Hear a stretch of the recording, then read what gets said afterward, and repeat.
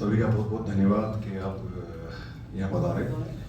और आज हमारे जो हमारा शो है मेरे कृष्ण, उसकी पहली प्रेस कॉन्फ्रेंस है। और हमारा सौभाग्य है कि भगवान कृष्ण का जो नगरी है गुजरात, वहीं से हमारी शुरुआत हो रही प्रेस कॉन्फ्रेंस की। बस अभी आप पूछिए आपके सवाल। सर आप इस प्ले के बारे में थोड़ा एक इंट्रोडक्शन करा देते हैं। Yes. So obviously everybody knows Saurabh, Arpit and Pooja.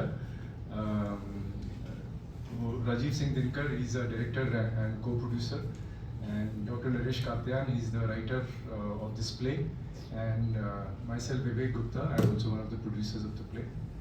And आप सभी जानते होंगे सौरभ राजेन जी को। ये कृष्ण, श्री कृष्ण की भूमिका में है। प्ले का नाम है मेरे कृष्ण और ये कृष्ण जी के जीवन पर आधारित है, जिसमें हमने उनके बाल्यकाल से लेकर उनका जो अंतिम गोलोक गमन तक का दृश्य हमने इसमें रखा हुआ है। और इसमें सूत्रधार है महामाया और श्री राधा जी की भूमिका में है सुश्री पूजा शर्मा जी, और अर्पित रांका जी इसमें कंस और दुर्योधन की भूमिका में है। ये प्ले 3 घंटे का है और इसमें कुल 120 कलाकार और टेक्नीशियंस हैं, जिसमें 60 के आसपास कलाकार और 60 के आसपास टेक्नीशियंस हैं। और फिर हम जहाँ जाते हैं वहाँ से भी एटलीस्ट 30 to 40, 30 से 40 लोग, जैसे हम गुजरात आए हुए हैं तो यहाँ के लोकल 30 से 40 लोग हमारे साथ काम पे रहेंगे। तो टोटल हमारी टीम 150 से 160 लोगों की हो जाती है। और ये नाटक अभी हमने इसका मंचन मुंबई में किया, NCPA में, जहाँ पे हमने 4 सफल शोज किए। चारों शो बहुत सफल रहा। और उसके बाद ये गुजरात में हमारा पहला मंचन होगा, जो हम अहमदाबाद ऑडा ऑडिटोरियम से शुरू कर रहे हैं। 28 मार्च को इसका 2 शो है, एक 4 बजे से और एक 8:30 बजे से। और फिर 29 मार्च को भी 2 शो है, एक 4 बजे से एक 8:30 बजे से।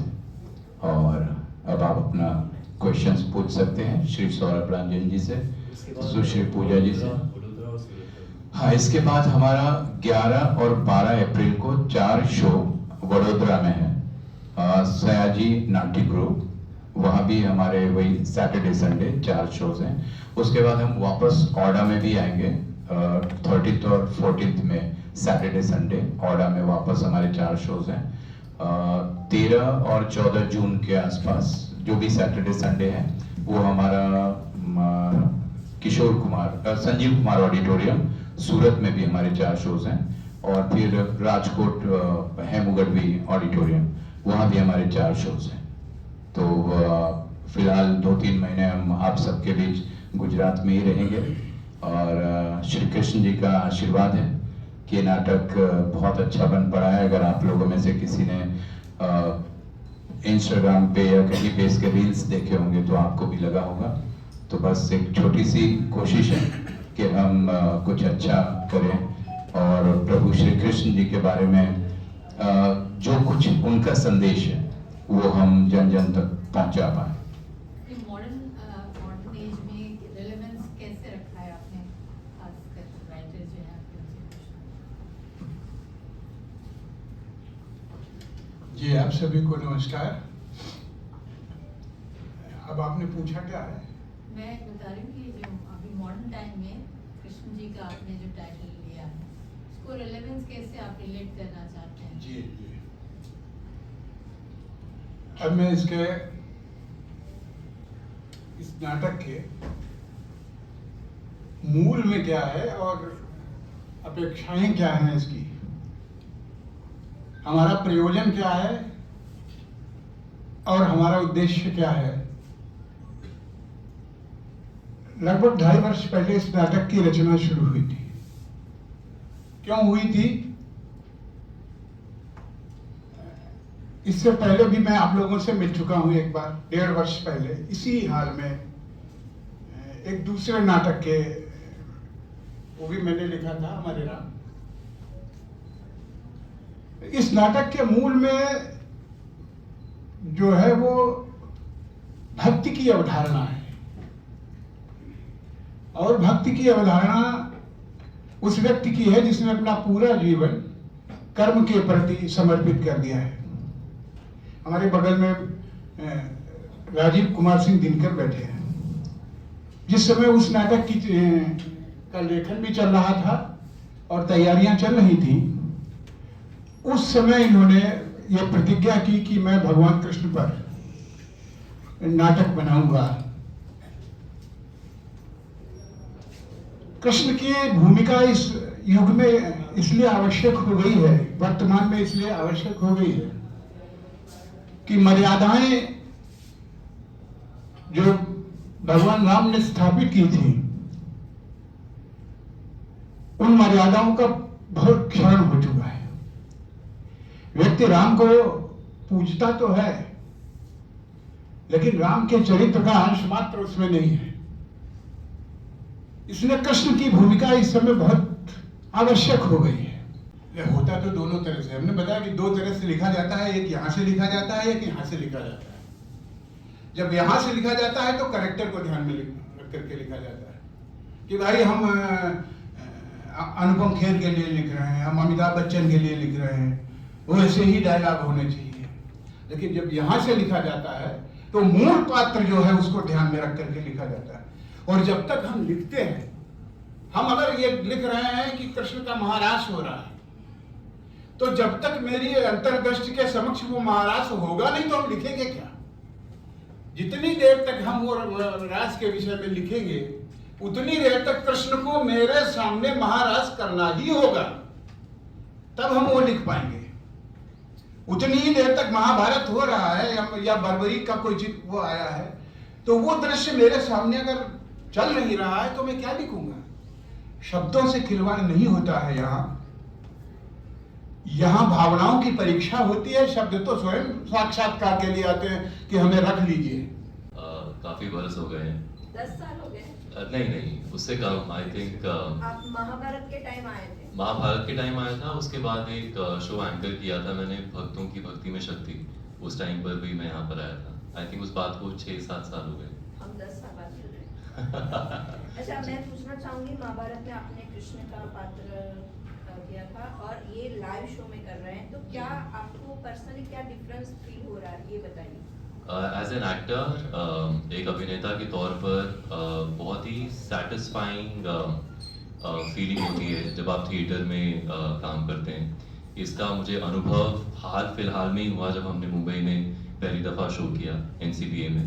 4 शोज हुए और कहीं ना कहीं मेरे दिमाग में ये चीज़ चलती थी कि हम एक ही चीज़ को जब बार बार करते हैं तो किस तरह से होता है। क्योंकि जब हम टीवी में या मूवीज़ में जब हम काम करते हैं तो हम सीन को बार बार रिपीट नहीं करते, लेकिन यहाँ पे थिएटर में we have to do the entire thing in one sequence over and again.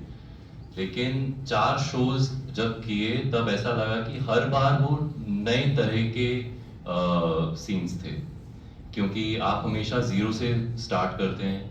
आपकी जो दर्शक हैं वो अलग होते हैं, आपका जो आदान प्रदान होता है दूसरे अभिनेताओं से वो अलग होता है। तो बहुत ही सेटिस्फाइंग एक प्रोसीजर आई थिंक मुझे लगता है। और इसलिए भी क्योंकि जब हम टीवी में या फिल्मों में जब हम काम करते हैं तो हम कई बार एक ही सीन को अलग अलग पार्ट्स में शूट करते हैं। कभी हम ओवर द शोल्डर शूट करते हैं, कभी क्लोजेस करते हैं, कभी मास्टर करते हैं, तो सीन कई दफ़ा टूटता है। लेकिन जब हम थिएटर में काम करते हैं तो स्टार्टिंग से लेके एंड तक वो एक सीधी रेखा में जाता है। तो वो एक सेटिस्फाइंग जॉब होता है कि हाँ, पूरा सीन हमने स्टार्ट किया और ख़त्म किया, बीच में कोई रोक टोक नहीं हुई। तो वो बहुत अच्छा लगता है। कोई चैलेंज फेस करना पड़ा? चैलेंज, सबसे बड़ा चैलेंज तो मेरे ख्याल से मेरे लिए ये था कि मैंने थिएटर पहले कभी नहीं किया। ये मेरा पहली मर्तबा है कि मैं थिएटर कर रहा हूँ। दूसरा चैलेंज मेरे लिए ये था कि जो हमारी पेशकश है वो छंद में है, एक तरह से पोएटिक में है, जिसमें सर ने बहुत ही बेहतरीन तरीके से इसको लिखा है। सारे मोमेंट्स को, जितने भी सीन्स हैं, बहुत, और ये बहुत डिफिकल्ट काम है, इजी काम नहीं है कि आप इतनी बड़ी स्टोरी को छंदों में डालें और जो मैसेज आप देना चाहते हैं उन छंदों के जरिए दें। तो छंदों को कैसे याद करना है, कैसे करना है, लेकिन इसमें राजीव जी ने बहुत साथ दिया। पहली दफ़ा जब मैं उनसे मिला तो मेरा एक सवाल ये भी था कि ये याद कैसे होगा, तो उन्होंने बोला वो आप चिंता मत करिए, हो जाएगा। उनका ही फेवरेट डायलॉग है, हो जाएगा। उनसे आप कुछ भी पूछेंगे ना, अगर आप आज भी उनसे कुछ पूछेंगे कि साहब ये आप कैसे कर पाएंगे, उनका यही जवाब होगा, हो जाएगा। तो जो ये पॉजिटिविटी है उनके अंदर, मेरे ख्याल से इसी की वजह से आज हम सब आपके सामने हैं।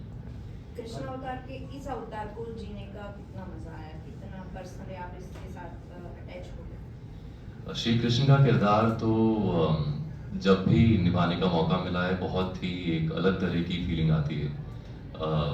पूरा सरेंडर होकर ही मैं पूरा करने की कोशिश करता हूँ हर बार, और बस उस भाव में बस बहता चला जाता हूँ। उसमें मैं ये नहीं बोल सकता कि इतना परसेंटेज और उतना परसेंटेज, बट एक बहुत ही सुकून जैसा फील होता है जब भी मैं किरदार निभाता हूँ। अर्पित, आपने एक साथ 2 किरदार निभाए हैं इसमें, कंस का और दुर्योधन का, तो कौन सा किरदार आपको ज्यादा पर्सनली पसंद आया हो? किरदार तो कोई पसंद नहीं है, मतलब खलनायक है, लेकिन जैसे उन्होंने बताया कि वास्तविक जीवन में मैं भगवान के लिए बहुत ही मेरी आस्था है, तो मुझे लगता है कि कहीं ना कहीं उसी आस्था की वजह से मुझे किरदार मिले हैं। और कहीं ना कहीं जैसे कंस हो या दुर्योधन हो, वो कहीं ना कहीं प्रभु कृष्ण का नाम रहता है, भले खराब वे में, लेकिन मुझे लगता है जो मुझे ये सौभाग्य मिला है कि महाभारत में भी मैंने किया था, फिर राधा कृष्ण में भी कंस किया था, और ये प्ले करना मेरे लिए एक, मुझे लगता है कि ये प्रभु कृष्ण की कृपा है कि ये सौभाग्य मिला है हमको कि ऑडियंस के सामने मतलब लाइव आना, मतलब वो बहुत डिफिकल्ट था हम सब के लिए, क्योंकि हम फर्स्ट टाइम सब रंगमंच पे थे। लेकिन करने के बाद में जो हमको आनंद है वो बोलते ना कि अद्भुत था, वो हम शब्दों में बयान नहीं कर सकते उसको। जब आप लोग सब शो देखेंगे तो आपको मतलब खुद को मालूम पड़ेगा कि ये बड़ा ही मतलब एक ऐसे लग रहा है कि वास्तविक में मतलब कुछ पूरा चल रहा है, जो भी चल रही ना चीजें रंगमंच पर। तो बस यही है। आपके लिए ये पोएटिक एक्सपीरियंस, थिएटर एक्सपीरियंस कैसा रहा?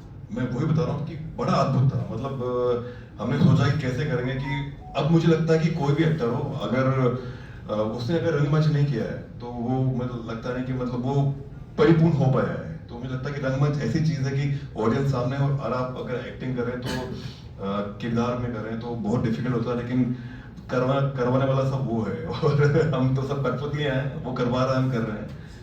सौरभ जी, कोई भी धार्मिक सीरियल आती है, जैसे रामायण हुआ, महाभारत हुआ, उसमें हिंदुस्तान की जनता की आस्था काफ़ी जुड़ जाती है, तो आपको ऐसा कोई घटना हुई जो पब्लिक आपको आके पैर छू रही हो या आपको यूज रही हो, ऐसा कुछ हो?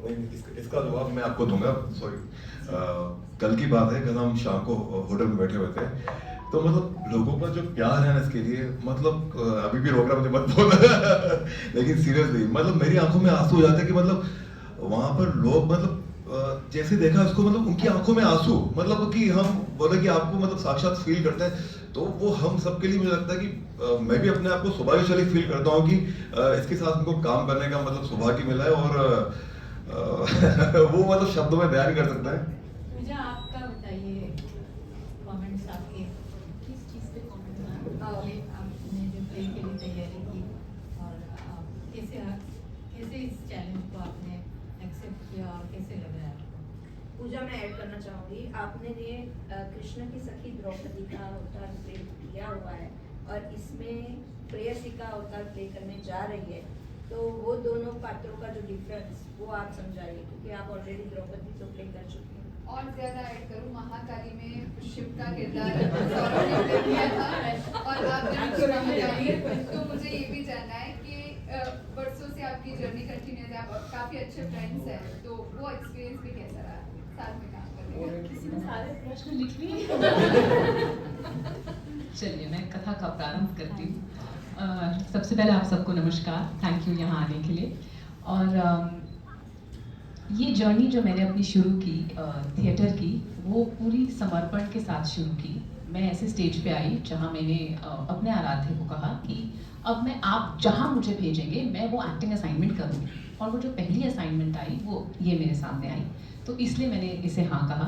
एक और कारण ये भी था कि सौरभ मेरे मित्र हैं, जैसे कि आप जानते हैं, तो यहाँ पे हूँ तो उनका भी सपोर्ट होगा, मुझे भी उनका सपोर्ट होगा और उन्हें भी मेरा सपोर्ट होगा, तो ये भी एक रीज़न था ये प्ले करने का। और ऐसा कहा जाता है कि एक एक्टर मंचता रंगमंच पे ही है, जैसा अर्पित ने कहा अगर रंगमंच नहीं किया तो क्या किया, तो वो मौका मिल रहा था तो इसलिए मैं करना चाहती थी। एक और रीज़न जो मैं करना चाहती थी वो ये कि मुझे भी यहाँ 2 पात्र करने को मिल रहे थे, एक राधा रानी और एक महामाया, और दोनों ही अपने आप में एक दूसरे से बहुत भिन्न हैं, बहुत अलग हैं, दोनों का रस एकदम डिफरेंट है, लुक भी एकदम डिफरेंट है। तो वो मेरे लिए बहुत सेटिस्फाइंग था एज एन एक्टर कि मुझे अपनी रेंज और डेवलप करने को मिल रही थी, तो इसलिए मैंने इस शो के लिए हाँ कहा। आपका प्रश्न आप रिपीट करेंगे? महाकाली में भी हमने आपको और सौरभ को देखा, वहाँ पे भगवान शिव के किरदार में थी और आप महाकाली के किरदार में थी, तो वहाँ से लेके यहाँ तक की जर्नी कैसी? जब सौरभ जैसा मैंने सखा कहती हूँ, मेरे लिए सौरभ कहना भी बहुत मुश्किल है और वो द्रौपदी से ही शुरू हुआ, हम सखा सखी हैं एक दूसरे के लिए। तो जब सखा जैसा अच्छा एक्टर, अच्छा इंसान आपको कंपेनियनशिप में मिलता है एज अ को एक्टर, एज अ फ्रेंड, तो ये लाइफ में एक ब्लेसिंग ही होती है। हमने द्रौपदी से मैंने सखा के साथ अपनी जर्नी शुरू की थी और फिर हमने शिव पार्वती ही प्ले किया। कभी भी मुझे सखा के साथ सीन करते हुए एफर्ट नहीं लगा, हमने शायद ही कभी कोई सीन रिहर्स किया होगा, सब बहुत एफर्टलेसली हो जाता है और यहाँ पे भी यही है। राधा कृष्ण भी प्ले करते हुए हमने आपस में ये चीज़ नोटिस की कि अगेन हम एज एक्टर्स हमारी कुछ तो हमारे साथ सही बैठता है कि हमें ज़्यादा एफर्ट नहीं करना पड़ता एंड वो केमिस्ट्री अपने आप आ जाती है। सो क्या जब आप कोई सीरियल करते हैं तो वहाँ पर अगर डायलॉग बोलने में या एक्टिंग में गलती हो जाती है तो आपको कट करके रिपीट करने का चांस मिलता है, पर यहाँ आपको चांस नहीं मिलता, तो इसको आप किस तरह से लेते हैं? How you take the stage and the serial? एक तो ये है कि आपकी खुद की गलती की वजह से कट होता है, कई बार इसलिए भी कट होता है क्योंकि कैमरा एंगल्स चेंज करने होते हैं, उसलिए भी बार बार कट होता है, तो दोनों ही बातें हैं। एज एन एक्टर ये हमारा काम है कि हम अपनी लाइंस को अच्छी तरह याद करें, तो वो काम हम टीवी और फिल्मों में भी करते हैं, वो काम हम यहाँ पे भी कर रहे हैं। लेकिन जैसा कि मैंने कहा कि ये वाला जो हमारा थिएटर है, हमारा जो ये प्ले है, ये पूरा छंदों में है, तो वो थोड़ा पोइटिक है, उसमें हम खुद से कुछ ऐड ऑन या सबट्रैक्ट ऐसे बीच में ऐसा नहीं कर सकते, तो उसके लिए हमारी बहुत रिहर्सल्स होती हैं। हमने कई बार कंटिन्यूस रिहर्सल्स करी हैं, अभी भी जब शो करने के बाद भी हम रिहर्सल्स करते हैं, उसके बाद ही हम लोगों के सामने आते हैं पूरे। लेकिन सबसे इसके लिए सबसे मेन चीज़ है सरेंडर कर देते हैं पूरे अपने आप को ईश्वर के प्रति और अपने डायरेक्टर के प्रति, और इसका बहुत बड़ा श्रेय जो है वो राजीव जी को जाता है।